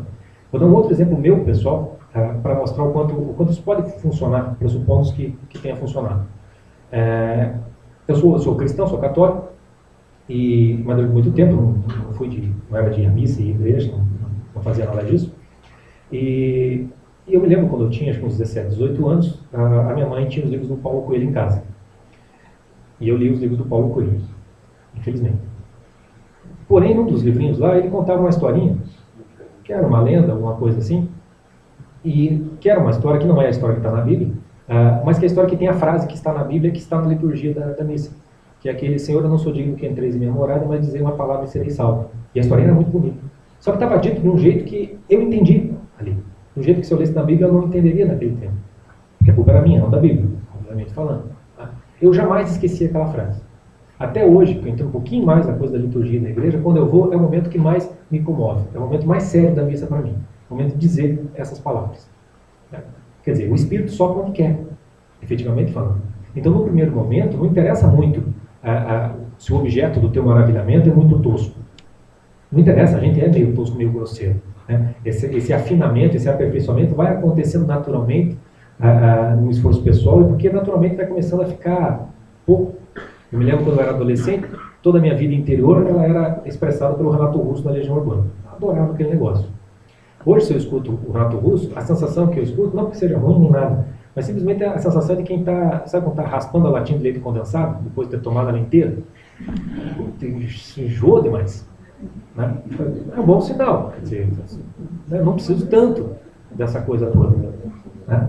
Quer dizer, melhorei um pouquinho, já tenho um certo critério. Mas eu não vou falar mal do adolescente que está lá, trancado no quarto a essa altura, né? Sem coragem de dizer para a menina que ele gosta da menina, ir lá escutando, amo nossos pais, não sei o quê. Não. Ele está se maravilhando com o negócio ali. Bom, se tiver uma orientação, um guiamento, etc e tal, ele vai sair disso, ele vai para uma coisa melhor. Né? Novela da Globo, o que seja, o espírito sopra onde quer, ou leva isso a ferro e fogo, né? Ou então você vai se colocar no lugar de Deus e vai decidir aonde é que o espírito tem que soprar. Então, no primeiro momento, não se preocupa muito com tudo aquilo que você tem de ler. Né? É claro que se você quer, efetivamente, você sabe onde você vai encontrar o melhor. Né? Mas não precisa se preocupar com, meu Deus do céu, eu posso fazer um negócio que vai me entortar. Não acontece assim tão imediatamente. E para dar uma ideia dessa tentativa de se maravilhar, de se comover, de se interessar pelas obras de arte, pelas obras de imaginação, pelas boas obras de arte e imaginação, eu selecionei alguns trechos de algumas passagens, e aí isso é interessante, quando você começa a ler uns livros de literatura, o que te maravilha às vezes não é a história por inteiro, às vezes é uma passagem, às vezes é um modo de dizer de um personagem, às vezes é um personagem só. Anota isso, marca isso. Né? Eu tenho meu caderninho que eu trouxe aqui, são recheado de citações de livros que eu já nem me lembro da história direito, mas quando eu leio aquilo, aquilo me devolve, de certo modo, um pouco de humanidade por mim mesmo. Os trechos que eu trouxe para vocês são alguns desses trechos que, quando eu estava extremamente desorientado, quando eu estava procurando, quando eu estava falta de sentido da vida, aquele tédio vital, aquela sensação de que tudo se acabou, né? Com esofagite, já não sabendo muito para onde atirar. São leituras que dão um bálsamo, que dão um alívio psicológico, que me introduzem, que me ajudam de alguma maneira. Né? E eu trouxe só para ilustrar isso, e porque também eles têm a ver com tudo que eu conversei aqui. São pessoas que disseram o que eu disse de uma maneira muito mais bela. Vamos para a primeira? Esse é um conto do Thomas Wolfe, escritor americano, intitulado então Isto é o Homem. Isto é o homem, um escritor de livros, um anotador de palavras, um pintor de quadros, um inventor de 1001 filosofias. Apaixona-se por ideias, ataca com desprezo e desdém o trabalho de outros. Acha o caminho, o verdadeiro caminho para si próprio e considera todos os outros falsos. Embora que os bilhões de livros sobre as prateleiras não haja um que possa dizer-lhe como dar um único e efeito suspiro. Ele faz histórias das coisas do mundo, conduz o destino de nações, mas não conhece sua própria história, e é incapaz de conduzir seu próprio destino com dignidade e sabedoria por 10 minutos consecutivos. Está dito de uma maneira muito mais bela que tudo que eu falei da nossa desorientação. Esse é Thomas Wolfe, é o livro chamado O Trem e a Cidade. Bem fininho, contos pequenos, e é um melhor do que o outro. Vamos para o próximo. Esse é o meu livro preferido, certo modo, um dos Terra dos Homens do Saint-Exupéry. Ele está no finalzinho do livro, ele está num trem, e ele entra num dos vagões do pessoal da classe D hoje, né, que a classe C virou classe média, então tem que ser mais pobre ainda. Ele diz: sento-me diante de um casal. Entre o homem e a mulher, a criança, bem ou mal, havia se alojado e dormido. Volta-se, porém, no sono e seu rosto me aparece sob a luz da lâmpada. Ah, que lindo rosto! Havia nascido daquele casal uma espécie de fruto dourado. Daqueles pesados animais havia nascido um prodígio de graça e encanto. Inclinei-me sobre a fronte lisa, a pequena boca ingênua, e disse comigo mesmo: eis a face de um músico, eis Mozart criança, eis uma bela promessa da vida. Não são diferentes dele os belos príncipes das grandes. Protegido, educado, cultivado, que não seria ele? Quando, por mutação, nasce nos jardins uma rosa nova, o jardineiro se alvoroça. A rosa é isolada, é cultivada, é favorecida. Mas não há jardineiros para os homens. Mozart criança irá para a estranha máquina de entortar homens. Mozart fará suas alegrias mais altas na música podre na sujeira dos cafés concertos. Mozart está condenado. Voltei para o meu carro e pensava: essa gente quase não sofre o seu destino. E o que me atormenta aqui não é a caridade. Não se trata da gente se comover sobre uma ferida eternamente aberta. Os que a levam não a sentem. É alguma coisa com a espécie humana e não o indivíduo que está ferida, que está lesada. Não creio na piedade. O que me atormenta é o ponto de vista do jardineiro. O que me atormenta não é essa miséria na qual, afinal de contas, a gente se acomoda com um ócio. Gerações de orientais vivem na sujeira e gostam de viver assim. O que me atormenta, as sopas populares não remedeiam. O que me atormenta não são essas faces escavadas nem essas feiuras. É Mozart assassinado, um pouco em cada um desses homens. Só o espírito, soprando sobre a argila, pode criar o homem. Uma das passagens mais belas, para mim, da literatura. Para a nossa literatura nacional, Machado de Assis, final do século XIX, Dom Casmurro, Bentinho, logo no começo do livro, ele diz assim: o meu fim evidente era atar as duas pontas da vida e restaurar na velhice a adolescência. Por Senhor, não consegui recompor o que foi nem o que fui. Em tudo, se o rosto é igual, a fisionomia é diferente. Se só me faltassem os outros, vá, um homem consola-se mais ou menos das pessoas que perde. Mas falta eu mesmo, e esta lacuna é toda. O que aqui está é, mal comparando, semelhante à pintura que se põe na barba e nos cabelos, e que apenas conserva o hábito externo, como se diz nas autópsias. O interno não aguenta a tinta. Quantas vezes essa palavra, essa frase, o interno não aguenta a tinta, eu não podia usar para mim mesmo? Como uso a mim várias vezes. Vamos para o próximo.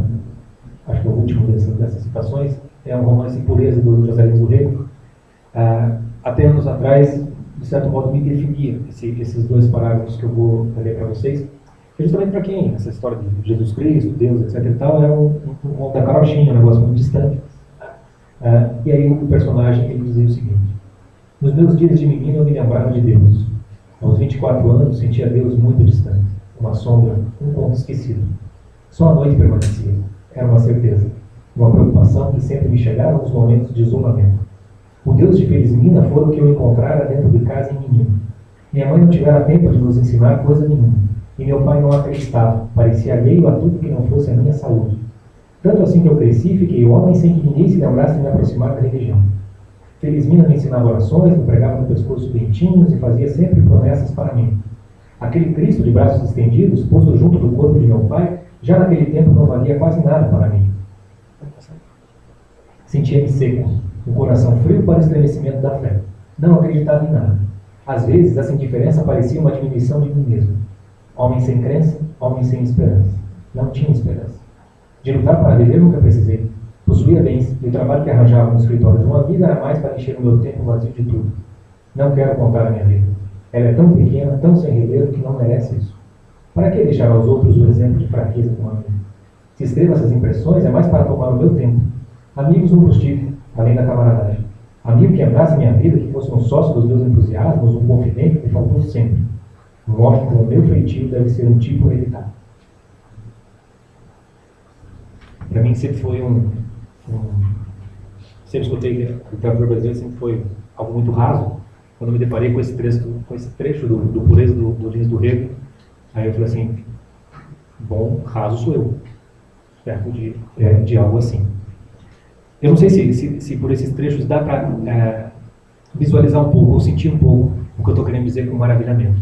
Quando você se depara com alguém que está dizendo mais e melhor do que você mesmo sente, que está dizendo, está fazendo com que você de algum modo se sinta representado, vamos dizer assim. Né? Quando você lê assim, você não estou só, não sou só eu que me sinto assim. Né? Quando você lê poemas de Fernando Pessoa, são maravilhosos para isso, Tabacaria, Poema em Linha Reta, dentre outros. Você lê aquilo, você vai ver lá o sujeito, eu, ninguém mais tem assim, ninguém mais é assado, e um monte de gente lendo, se identificando com aquilo. Né?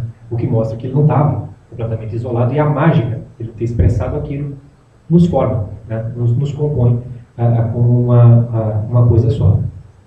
É claro que o maravilhamento, então, e você tem que começar com essas primeiras coisas que te maravilham. Quando eu peguei o livro do Pureza, do Lins do Rego, que é um livro grande, eu pego um trecho desse, eu não consigo daí não ler o inteiro, e aí você começa a se habituar a ler, aí aquele negócio de você gostar de ler vai acontecendo sem dor, do mesmo jeito que você aprendeu a mexer no Facebook, no Windows 8, nessas coisas todas também foi sem dor, porque você vai criando interesse de acordo com aquilo que te realmente interessa. Né? Então, a ideia é que se você pegou um livro, você começou a ler, aquele negócio pareceu chato, vai para outro. Vai procurando aqueles livros ou aqueles filmes que de algum modo digam algo para a tua vida nesse momento. Né? E guarde eles, torne eles memoráveis dentro de você. né? Aquilo que se torna tão maravilhoso começa a tornar fértil dentro de você. E começa então o processo, verdadeiramente falando, de educação liberal, no sentido grande da palavra, né? Que é a última citação que eu trouxe, que é do Léo Strauss, de um texto dele sobre o que é educação liberal, que é o último parágrafo, volta e meia roda pela internet também, onde ele diz que a educação liberal é a libertação da vulgaridade. Tem um pontinho ali que sumiu. Os gregos tinham uma bela palavra para a vulgaridade. Eles diziam aperocalia, falta de experiência em coisas bonitas. A educação liberal nos oferece experiência em coisas bonitas, ou coisas belas. Então você começar a se maravilhar, você começar a se alimentar dessas pequenas passagens, desses filmes, seriados, né? Quando você começa a efetivamente se alimentar de beleza, você vai querer mais beleza. E isso começa um processo quase que ao natural, como é para uma criança. Tá? Eu leio, por exemplo, a Ilíada, meu filho para ler. Os livrinhos que a escola dá para ele lá, que são 8, 10 páginas, um monte de desenho, umas historinhas bestas, ele não vê a menor graça naquilo. Tá? O próprio Senhor dos Anéis, ele já assistiu, acho que umas 3 vezes, os 3, sem eu ficar forçando muito naquilo. Quer dizer, são 9 horas de filme, uma criança de 7 anos. Ele para, ele vai, eu não fico enchendo o saco dele. Ele vê, ele volta e tal. Eu não estou educando, ele está brincando. Ele está se maravilhando com aquilo, e aquilo vai criando dentro dele, efetivamente falando. Tá? E assim você começa a educação liberal. E aí a educação liberal começa a te levar para um lugar. E parece que a gente escapou da figura do Cristo, mas porque ele mesmo mandou botar uma criança antes, para a gente prestar atenção. Mas você percebe que o que a educação da imaginação vai fazendo por você é que ela vai te ensinando a se entregar. A confiar que tem algo que sabe mais, melhor que você, e que é muito melhor que ficar só em você. Lá para frente, quando você tem um encontro real com a pessoa de Cristo, ele vai dizer, morre para você ganhar essa vida. Né? Isso que ele está dizendo, você começa desde criança. A criança morre todo dia e nasce todo dia nas histórias que ela está contando. Cada dia ela é um personagem diferente. Ela aprende o tempo todo a se entregar, efetivamente falando, a participar de alguma coisa que não foi ela que criou. Né? É por isso também, quando você vê, por que a gente acha que escritores e artistas, eles têm uma espécie de aura, eles têm uma certa autoridade sobre nós. Né? Porque parece um negócio meio miraculoso eles conseguirem fazer isso tudo. E é significativo que um escritor tenha, como o Homero, né, tenha que cantar para a musa dele. Quer dizer, por que normalmente artistas são extremamente vaidosos? Porque eles sabem que nós somos criadores. Eles sabem que tem uma musa. Claro que tem trabalho, claro que eles têm que escolher a palavra, tem tudo isso. Mas no fundo, eles são criaturas. Efetivamente falando. Como disse o Exupéry, só o Espírito soprando sobre a argila cria o homem. Isso tudo é uma preparação. Né? A pessoa de Cristo disse, eu sou o caminho, a verdade e a vida. Até você encontrá-lo, você tem um caminho para ele. Depois que você encontra, você acha a verdade, você ganha uma vida, e o caminho é ele que vai te mostrar a partir de então. A imaginação, então, como princípio de toda educação verdadeira, pressupõe que você tem esse modelo à tua frente. Pressupõe que você, então, comece a educar sua imaginação voltando a se maravilhar com ela mesma, de alguma maneira. Com as obras da imaginação, por espelhos, como diz São Paulo. Né? Agora a gente vê por espelhos. O que é espelho senão a arte? Né? Como a mimesis, imitação, de alguma modo, da realidade como tal. Tá? Começa por espelho para depois ver face a face. Né? Essa é a educação verdadeira que eu estou considerando. E essa é a educação da imaginação que deve começar por aí. É claro que é muito básico, é um comecinho de conversa apenas, mas se não tiver isso, o restante acaba ficando solto, fragmentado e por isso desorientado, etc, etc, como a gente está acostumado a ver na educação como é dada no dia de hoje. Então por hoje era isso que eu tinha, fui um pouquinho além do que eu imaginava para falar, mas espero que daí nas conversas a gente possa tirar dúvidas, eventuais problemas que tenham ficado da explanação. Agradeço novamente a todos pela presença, aos organizadores. Vamos para o cafezinho então.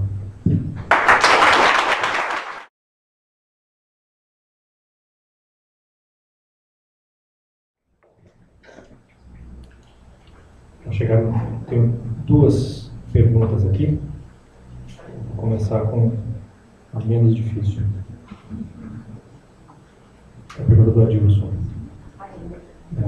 Uma das melhores contribuições da boa literatura é trazer ao leitor certas experiências que jamais ele alcançaria em seu cotidiano. Pergunto, esse elemento contribui positivamente na capacitação moral do leitor em formular juízos coerentes de valor diante de seu mundo vivido, especialmente as crianças? Tá. Então, primeiro, o Adilson parte de uma afirmativa correta, evidentemente correta. Né? Quando você lê literatura, você está emprestando experiência de vida. Né? Então, você tem a tua experiência de vida própria, pessoal, que é um universo muito limitado. Você tem a experiência de vida das pessoas que estão em torno de você, que você também está observando, né? Uma criança, ela aprende muito mais pelo exemplo que os pais dão do que pelo discurso que os pais fazem. Então você já empresta essa experiência das pessoas que estão em torno, né? É eminentemente dessas pessoas que estão em torno que virão muito provavelmente os modelos que a criança vai combinar para ela ir montando mais ou menos quem ela quer ser quando crescer. E é evidente que a maior parte das experiências de vida e a qualidade dessas experiências de vida, a maior qualidade disso, virá de uma educação da imaginação, efetivamente falando, de personagens, de circunstâncias de vida, que ela vai adquirindo tanto da arte narrativa, como da música, da pintura, propriamente dita. Né? Um quadro como o do Velázquez que a gente mostrou aqui, causa um impacto que pode mudar, às vezes, uma perspectiva com a qual você está olhando para a tua própria realidade e para a tua própria vida. A música tem uma qualidade de vivência do tempo que você não consegue ter no teu dia a dia. Ela consegue te colocar em certos estados e vivenciar certas experiências que você não conseguiria efetivamente falando.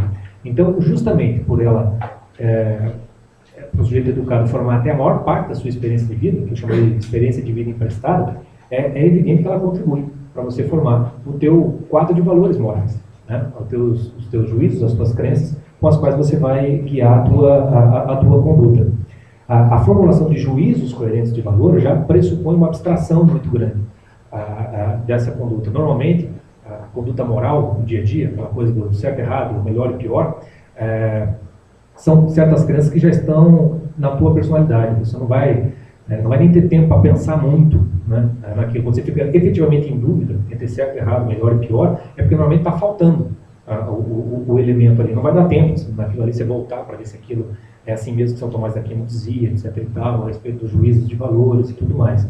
Então, principalmente dessas experiências de vida emprestadas, onde você vai vendo personagens tomando decisões em certas circunstâncias, é dali que vai formando digamos, o teu universo moral de valores, com os quais você vai aplicar efetivamente no teu dia a dia, nas tuas crenças. Então, o juízo coerente do valor com o qual você se conduz na vida já é uma abstração que pressupõe a absorção dessas experiências de vida.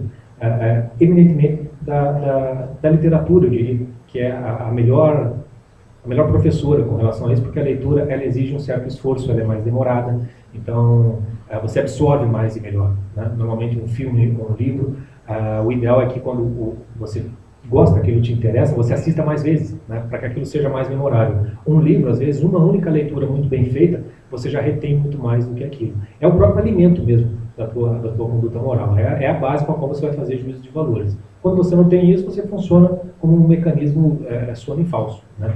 O teu juízo moral, na verdade, é nenhum. O que você tem é aquela coisa meio animal, quer dizer, coisa de desejo e temor. Aquilo que eu desejo, eu vou atrás. Aquilo que eu temo, eu saio fora. É mais ou menos isso. Né? Um certo egoísmo, um certo egocêntrico. Espero que eu tenha respondido disso. Uma segunda pergunta, acho que é da Dilson também? Tua também? Não? Então, a segunda pergunta é um pedido para interpretação de um verso do Camões, da poesia do Camões, transforma o seu amador na coisa amada, por virtude do muito imaginar. Não tenho logo mais que desejar, pois já tenho em mim a parte desejada. Daria para escrever tratados, né, a respeito do que Camões disse aqui. E mais do que explicar efetivamente essa frase, o ideal é você deixá-la explicar a você mesmo.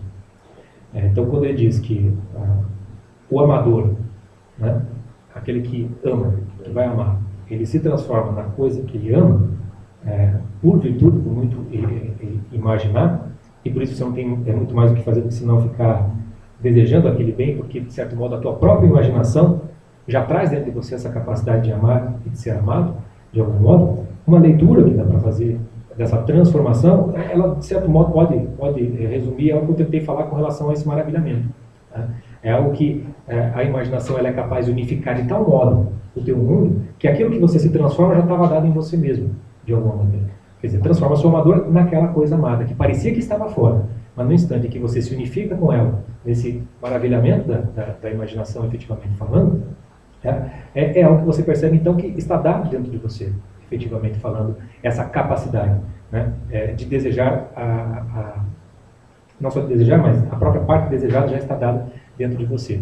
Seria muito complicado explicar essa frase, porque vai precisar, são camadas e camadas aqui, para a gente poder tentar traduzir, também não me coloco aqui como crítico literário, nem tampouco na metafísica do amor, aqui, de certo modo a gente acabaria entrando. Mas serve perfeitamente bem para ilustrar isso que eu estava falando, do poder da imaginação, né? De unificar o teu mundo, né? A tal modo que aquilo que parece ficcional, de alguma maneira parece que é teu, efetivamente falando, realmente falando. Né? Então transforma-se mesmo o amador na coisa amada. Dá para a gente transferir isso para o que eu estava falando com relação ao modelo de Jesus Cristo, porque, como disse São Paulo Apóstolo, chega um ponto na tua educação que já não é mais eu quem fala aqui, é Cristo quem fala em mim. Quer dizer, transforma o seu amador na coisa amada. Dá para se ver dessa maneira. Então, acho que é mais ou menos por aí. Não vou conseguir fazer muito mais do que isso, não. De perguntas escritas era o que tinha. Alguém mais tem algo de viva voz? Posso eu fazer uma pergunta? Claro. Passa o microfone, vai.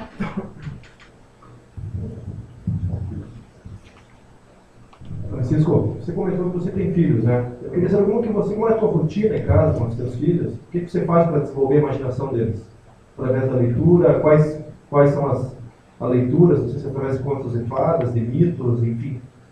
Mitologia grega, romana, nórdica, enfim. Não sei se você tiver alguma coisa a acrescentar também nesse universo, se puder. Obrigado.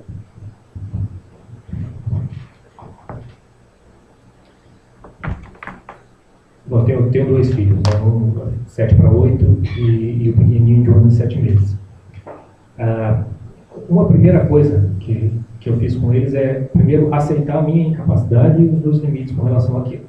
Então, eles estão na escola, eles têm aquelas leituras que estão lá, eles vivem, tem televisão em casa, tem todos os problemas, eles estão dados aí.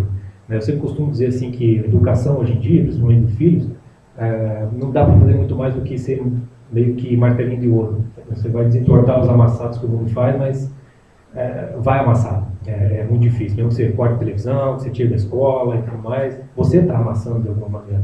Né? Porque você está tornando o teu filho de alguma maneira diferente dos demais. Então ficar na escola, ficar em casa, tem os seus problemas. Como eu lido com a coisa da imaginação, eu não tento impor absolutamente nada para eles, não no sentido também que é o Deus da rádio, não é isso. O que eu tento colocar é ofertar as coisas. Tá? Então, com relação à leitura, por exemplo,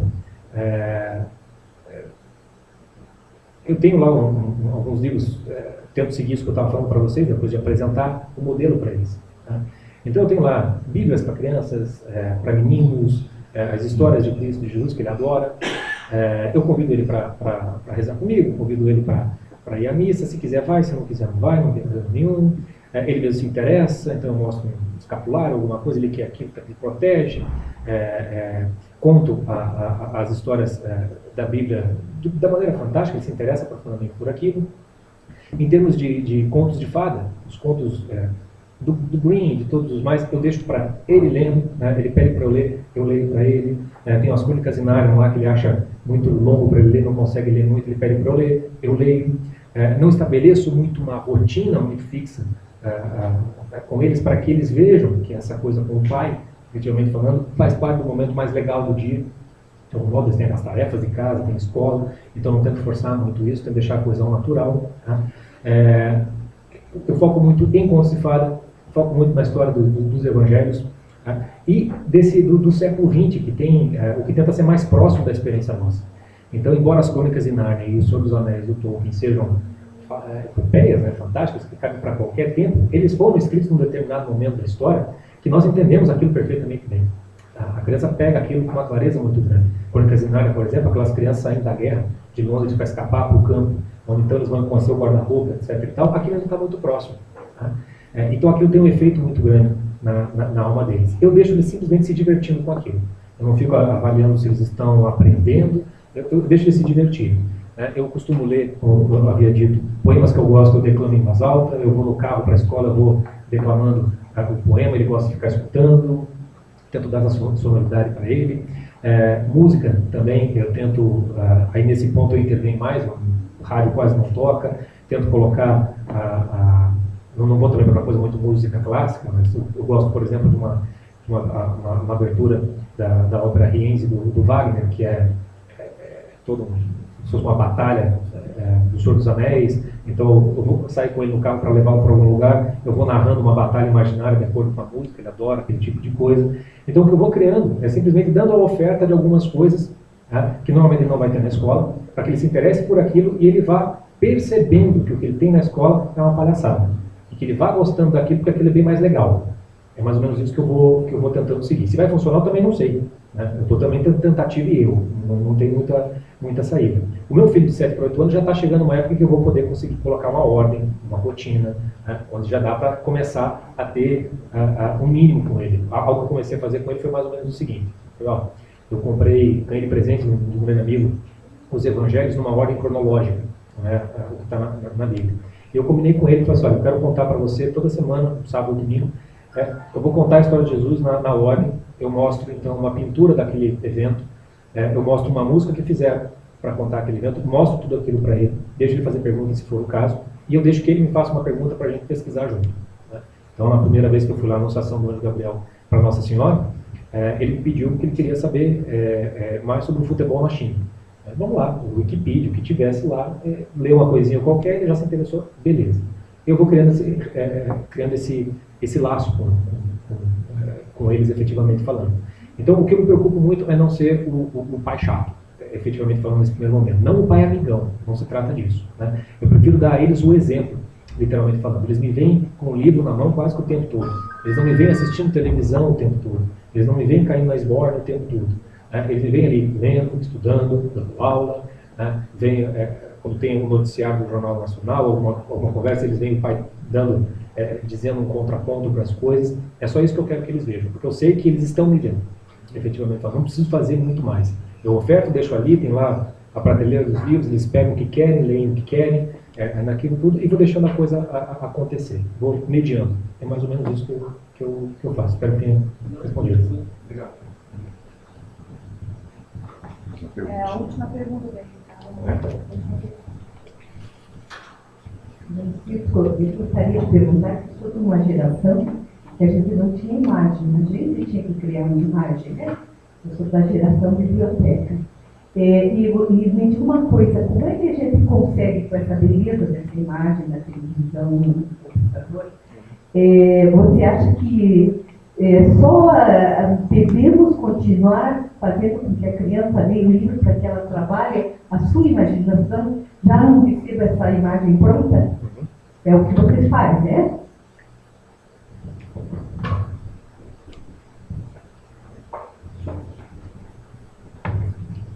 É uma complicação mesmo isso.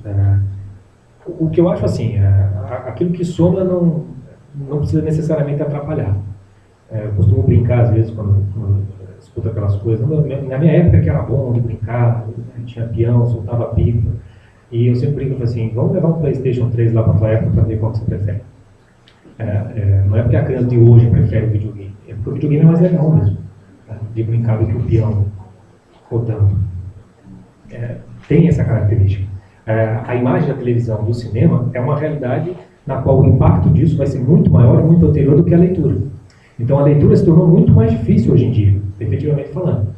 O que eu acredito, até tem estudiosos e críticos, como Arnold Weissstein, que ele acredita até que a própria inteligência do ser humano ela se adapta à sua época. Então ele mesmo diz que ele é mais do meio do século XX, em que ele lê um livro como esse e ele imediatamente já pega uma série de referências, ligações, interpretações, e que um filme ele precisa ver 2 a 3 vezes para entender a mesma coisa se tivesse lido o livro. E que ele percebia nos alunos que o filme, eles conseguiam fazer a mesma coisa que ele fazia com o livro, mas que eles tinham extrema dificuldade com a leitura. Ele partiu do pressuposto que não havia era a mesma inteligência, apenas se amoldando aos novos meios, efetivamente falando. Eu acho que a melhor lição é a de São Paulo Apóstolo, aquela experimentar de tudo e ficar com o que é bom. Então, se você tem um grande filme como O Senhor dos Anéis, com aquelas imagens deslumbrantes, eu não ia conseguir imaginar aquilo, lendo O Senhor dos Anéis. Embora a leitura do Senhor dos Anéis, ela tem tanto mais detalhe que a leitura, com o filme por trás, ela se torna até mais rica do que sem isso, efetivamente falando. Então, eu acho que isso é uma questão de você casar essas duas coisas. Não ficar só numa, né, porque supostamente seria melhor, e nem tampouco só com a outra, porque é mais fácil. Né? Entra aí também um pouco de bom senso e aos poucos também mostrar para a criança, para o jovem, o produto, que certas leituras são ideais. Na minha prática, sou professor particular, uma das coisas que eu percebi é que se eu der livros muito grossos, literalmente as pessoas não leem. Então eu já fui para um conto, para um poema, para ver se pelo menos no conto, porque eu preciso criar a pessoa goste daquilo. Aquele negócio de, não, você está fazendo só a pessoa gostar de ler. Mas se ela não gostar, por que ela vai ler?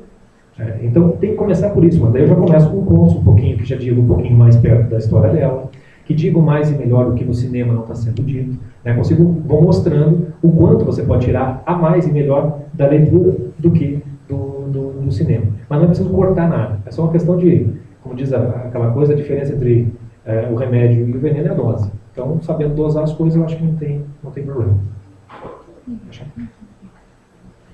Então, aqui eu pedi ao Francisco que falasse para nós, ainda temos um pouquinho de tempo, como é que ele faz esse trabalho dele na prática.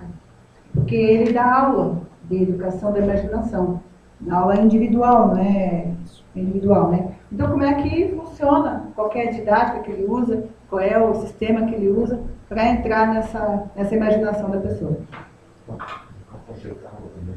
E a faixa etária também. A razão das aulas que, embora eu tenha dado um curso de... Está com uma vontade?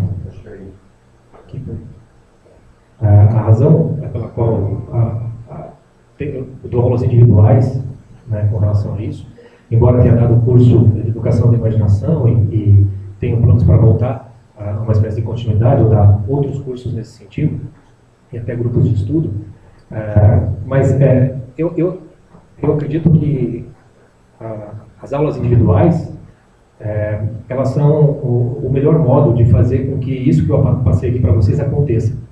Então, muito do foco eu mesmo, eu fui aluno professor lá durante muito tempo, eu tinha muita dificuldade de aprender comigo mesmo, eu não conseguia achar o fio da meada, eu estudava muita coisa e não conseguia me achar. Quando eu descobri então que existia a Luciana Amato, que dava essas aulas individuais, embora ela faça uma coisa diferente, ela chama de bioiatria, eu a conheci e através dela, então tendo um contato pessoal com alguém que começou a me conhecer, conhecia a minha história, e através da minha história ia me indicando certas obras de literatura, de cinema, que podiam conversar comigo, eu comecei a achar o fio da meada para mim mesmo. Quando o Instituto Olavo de Carvalho foi criado, eu fui dar essas aulas individuais, dentro de um contexto que estava dado lá dentro, mas desde o princípio eu já fui seguindo mais ou menos um caminho próprio, que era literalmente lidar com essa parte da educação da imaginação. As aulas particulares não têm faixa etária propriamente dita. Eu nunca dei aula ainda para crianças, efetivamente falando, mas é um dos meus planos conseguir a graduação, porque eu sou capacitado legalmente para dar aula para faculdade, mas não posso dar aula para ensino médio. Eu gostaria muito de dar aula para criança de literatura, português, o que quer que seja. Então eu nunca dei para crianças, mas no restante de jovens, até pessoas de 50 até 60 anos, eu atendi, necessariamente falando. Por quê? As pessoas falam, mas do que você dá aula? Eu falo assim, de nada. De alguma maneira, porque se eu der o nome de filosofia, se eu der o nome de literatura, não vai dizer exatamente o que eu faço. Então, quando na apresentação mesmo, eu digo, professor, cujo tema eu dou dessas palestras, é porque nessas aulas particulares elas ganham muito um contexto de aconselhamento, de orientação, efetivamente falando. Hoje em dia o mercado já mapeou essa necessidade, tanto que existe um troço chamado counseling, existe um negócio chamado coaching, que é um nome chique, bacana em inglês, para simplesmente negócio de conselheiro, aconselhador, orientador, que a gente costumava entender como orientador vocacional.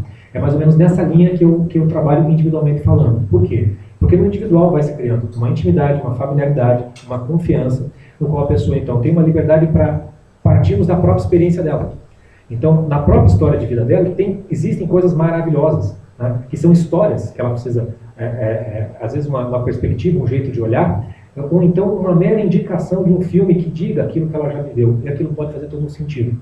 Dou um exemplo claro a pessoas que perderam entes queridos. Por exemplo, você assistir alguns filmes, ou você ler alguns livros que tratam desse tema. Aquilo pode ajudar o sujeito a passar por um período de luto, como pode ajudá-lo a aprender com aquilo, a crescer com aquilo. Porque aquilo que está lá colocado no livro, na obra de arte, é muito mais profundo do que ele mesmo conseguiu vivenciar com ele. Então, o meu trabalho com a aula individual é justamente porque eu quero partir da experiência de vida da pessoa. E a educação da imaginação dela a partir dos interesses efetivos dela. Então, tem gente que não gosta de ler, então é filme na veia. Tem gente que adora ler, então é literatura. Tem gente que quer aprender a escrever, tem gente que quer aprender só, que não quer saber de nada de arte, quer só algum tipo de orientação de estudo filosófico, qualquer coisa assim. Então, em tese, a coisa é muito em aberto, mas é algo bastante introdutório e bastante preliminar. As minhas aulas particulares, elas são voltadas para dar um fio da meada, para que a pessoa consiga, daí, por conta própria, seguir o seu próprio caminho. Nem sempre é fácil, nem sempre funciona, tem muita tentativa e erro nisso tudo. Minha experiência vem aí de 2 para 3 anos, mas a resposta que eu tenho tido dos alunos tem sido muito boa nesse sentido. Em alguma medida, ajuda, efetivamente falando, né? Mas ainda a mim mesmo, né? Porque sou eu que mais aprendo com todos eles. Então, a minha prática, vamos dizer assim, pedagógica, ela é muito mais focada no individual do que no coletivo, embora nada impeça, no coletivo como hoje mesmo, a gente possa conversar a respeito disso. Mas é muito diferente, por exemplo, nós estávamos conversando pessoalmente, e um desses trechos que eu li, por exemplo, dizer tão de perto para você, que você tem imediatamente alguém com quem trocar essa experiência. Né? Saber tirar disso um caminho para alguma coisa a mais. Então, essa é a razão pela qual eu dou aulas particulares. Né? Não tem, a princípio, nenhuma faixa etária para limitar esse tipo de trabalho. Né? E nem sempre funciona com todo mundo, porque tem que bater o santo também. Mas, às vezes não rola. Na maior parte das vezes aconteceu, efetivamente falando. Então é mais ou menos isso que eu tinha para apresentar. Agradeço novamente pela atenção, pela disponibilidade. Até a próxima.